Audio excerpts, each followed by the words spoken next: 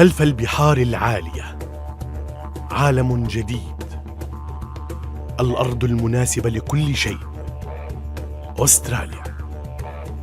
الإمكانية الأكبر لبداية مملوءة ومفعمة بالأمل. ميلبورن، جنوب قارة أستراليا، تجد في كل اتجاه حياة جديدة تبدأ وتؤسس لما هو قادم. عالم حديث يحمل في طياته شيئاً من ماضٍ قريب. وعالم الخيل العربية فتحت له آفاق غير محدودة. نعبر إلى بوابة الخيل لنعرف ونتعرف على هذا العالم ها هنا.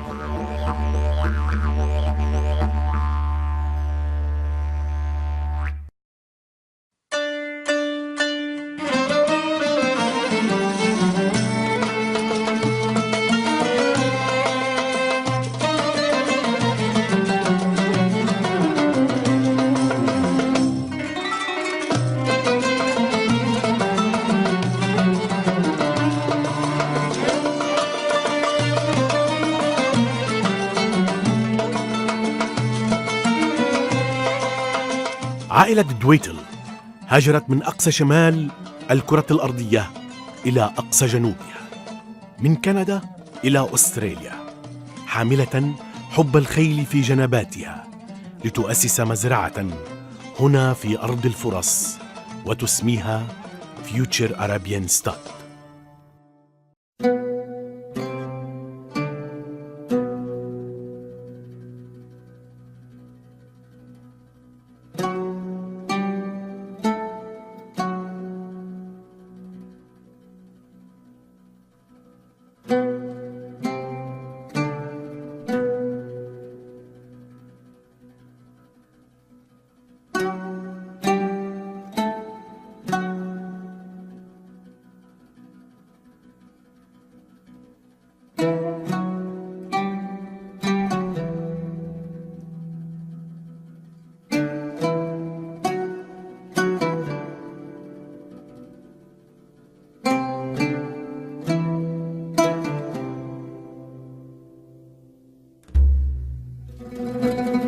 I've been involved with the Arabian horses since I was born. I grew up in Canada and my family bred Arabian horses in Canada, so I was fortunate enough to be born into the business. I've been out here in Australia for just on 20 years now, and it's been a full-time profession for my wife and I here at Future Farms for the last 15 years.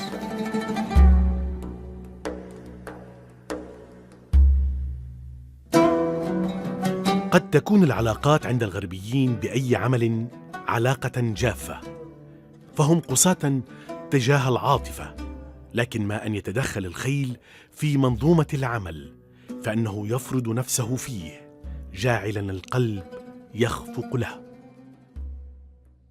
To be successful at it needs to be driven from a passion to love the animals and be a part of them. Without that passion to be with the animals every day and have them surrounding you, it's not a situation that you put that much time and effort into the industry without having the love for the horses first. So that it's the most paramount thing is the care and passion for the Arabian horses.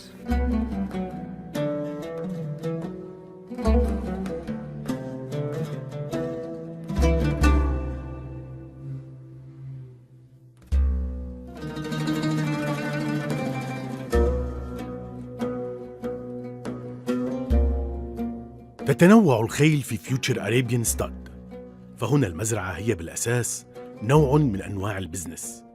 وكما كل تاجر فإن دويل يجب ويحب أن يجعل مخزنه مملوءاً بالبضائع المتنوعة.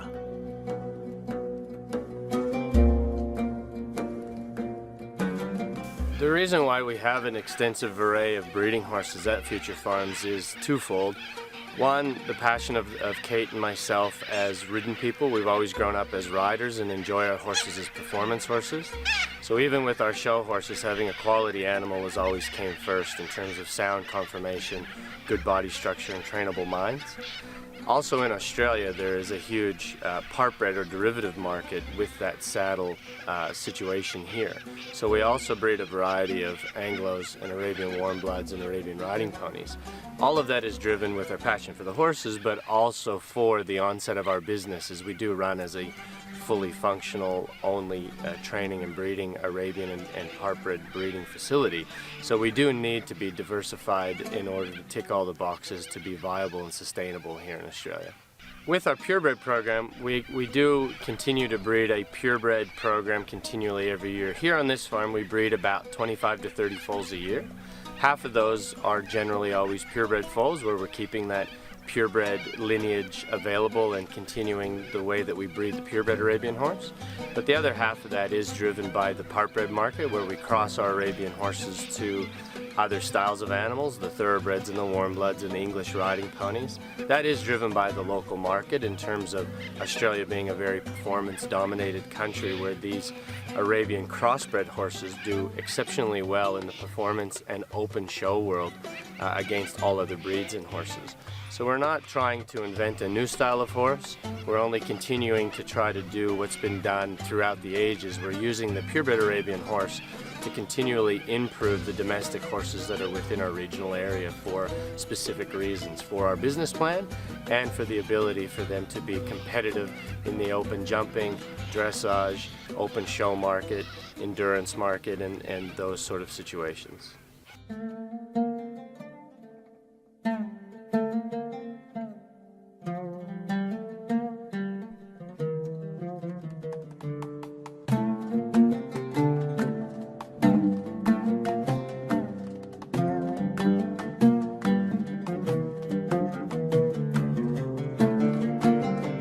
بين التوليد والبيع، على الخيل أن تبقى في أفضل حالاتها، فالتدريب هنا يجري على قدم وساق، وهو متنوع بتنوع الخيل الموجودة. ففي عالم الفروسية مجموعة من المدربين الذين يواظبون على تدريب الخيل يومياً لتبقى الخيول جاهزة عندما تطلب إلى ساحات المنافسات.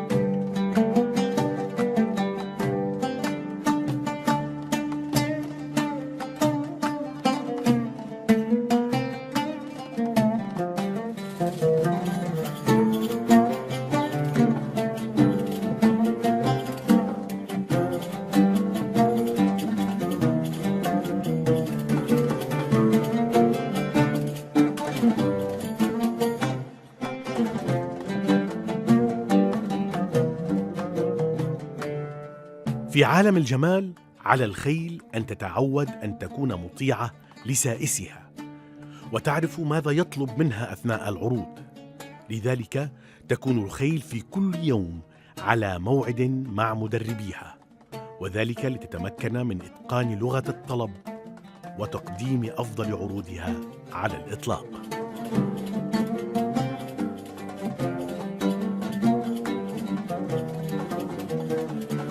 في فيوتشر أرابيان ستاد يستطيع أي مالك حصان أن يضعه هناك للرعاية، وبإمكانه أيضاً أن يأخذ دروساً في العرض ليكون قادراً على تقديم حصانه على الملأ بدون الاستعانة بعارض.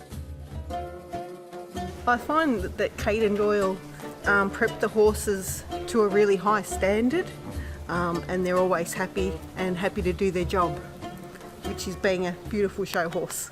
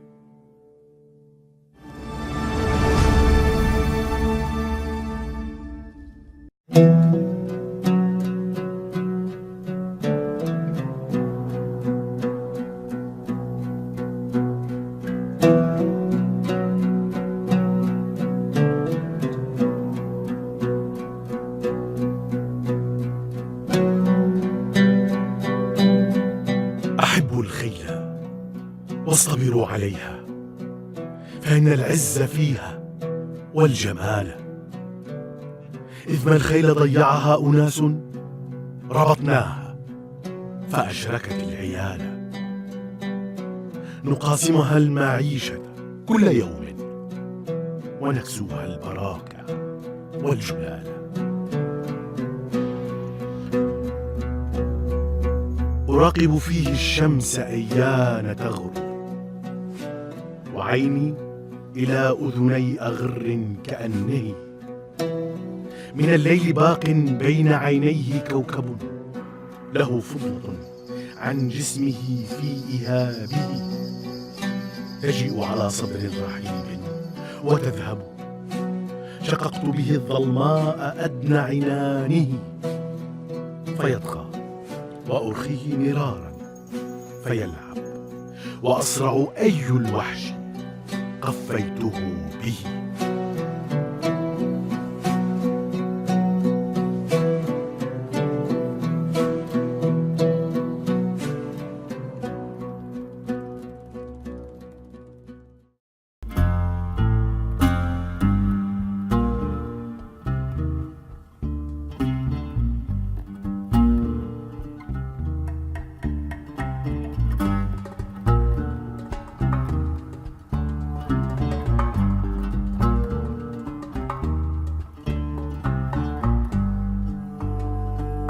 يوميات المزرعة حافلة بالعمل، فنادراً ما تجد أحداً بلا عمل.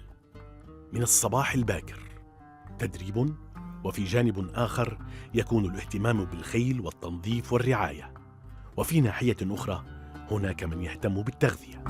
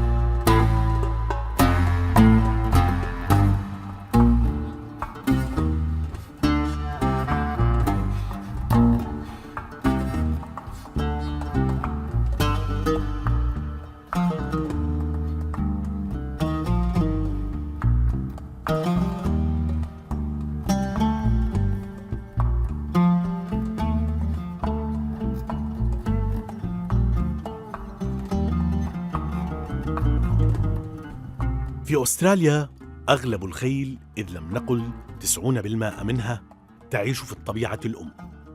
ففي فلسفة الأستراليين أن الخيل يجب أن تبقى وتحيا كباقي الحيوانات في الطبيعة دون أي تغيير عليها، كما وأن الإسطبلات تحد من حركتها فتصبح سمينة ويلزمها الكثير من التمرين، لذا تترك خارجاً.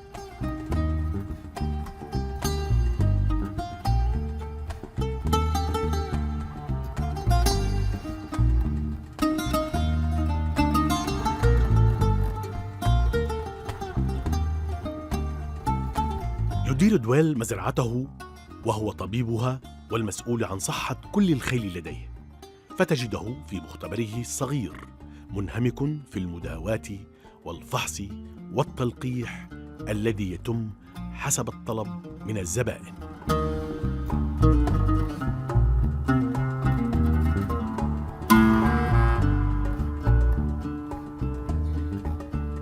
Our goal with the production of the Arabian horse and breeding of the Arabian horse is, like every dedicated breeder, is to try to breed that perfect animal. That perfect animal has never been created yet, but we certainly all strive to this perfection that we see in our own mind and that we have a standard of excellence around the world. For me personally, it's a very athletic, very beautiful, very trainable, livable animal that captures your heart every time that you see it. And there's a reason, I believe, that all of us get involved with the Arabian horses, and there's a reason that we have these stories of the Bedouins in their tents with these amazing creatures staying with them for protection through sandstorms and wars, and then at a moment's notice being able to jump out and be that fierce war horse and go to battle. The good Arabian horses have that in that inherent personality still today. They're mares that'll curl up with you on the stable floor and have a sleep with you, or the next minute they'll be charging across the paddock at 100 miles an hour because they're such an athletic, beautiful-minded horse. So keeping all those original traits in context, having a good, sound performance horse that has the ability to do racing or endurance, which is the similarities to the original war horse, but also keeping in check that wonderful personality that just melts your heart and becomes part of your family is the goal. And without a doubt, the Arabian horse is the most beautiful horse there is in the world, and to continue that projection of having those three main things continue in the breed is every breeder's dream, and to try to leave a mark on the Arabian industry through the horses that we create that become noted for being something of our own or being a look from the Future Farms Arabians here in Australia.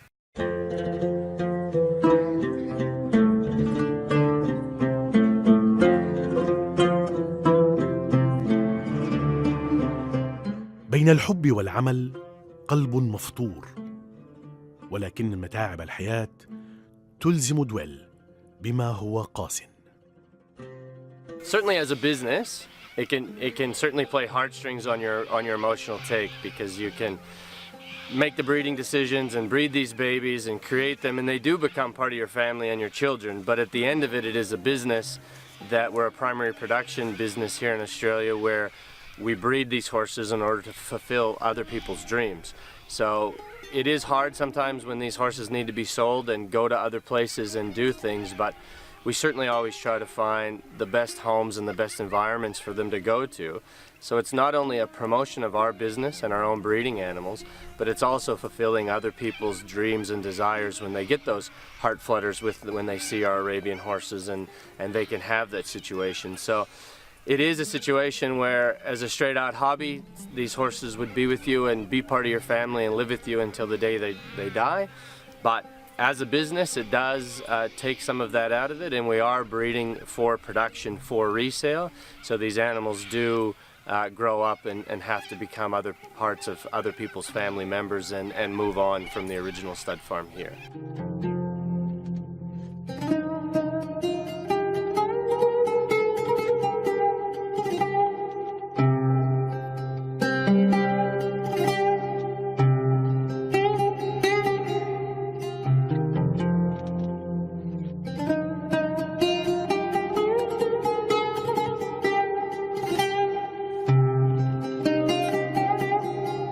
يبقى أن هذه المزرعة هي للعمل والربح، لذا فإنها تقدم تسهيلاتها للزبائن، وهذا ما لديهم.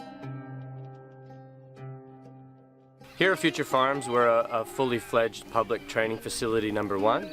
So we cater to up to 45 to 50 horses in full work all year round.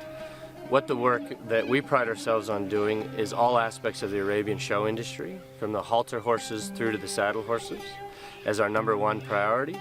But we quickly follow that up with a very competitive endurance team through the winter months here in Australia, as well as over the last few years we're becoming involved with the Arabian flat racing on the distance tracks for speed. So we really do cater, and probably are the only facility in this country to openly publicly cater as a training center for all three of the Arabian disciplines at a national level. In terms of myself and my wife and the staff that we have here, we are able to provide elite training and showmen and the ability to take these horses to the highest levels in this country. And now also our good horses are also starting to travel internationally to compete in endurance and the showing internationally as well. Outside of that, of the training business, we are a breeding farm, and we breed 25 to 30 foals a year. that are available for purchase and to go into other people's breeding operations and to become their next show champions or racehorses as well. So we do cover the training facility, and we also cover the breeding farm. On the training facility side, with the 50 horses that we have in work, we have things like the hot walkers and the treadmills and a 1 mile training track here on the farm. So everything is done in-house. We have the ability to do all the exercising, conditioning and training here at the one central location. أستراليا مقر ومستقر جديد للخيل العربية، فهنيئا لها بهذا الموطن الجديد.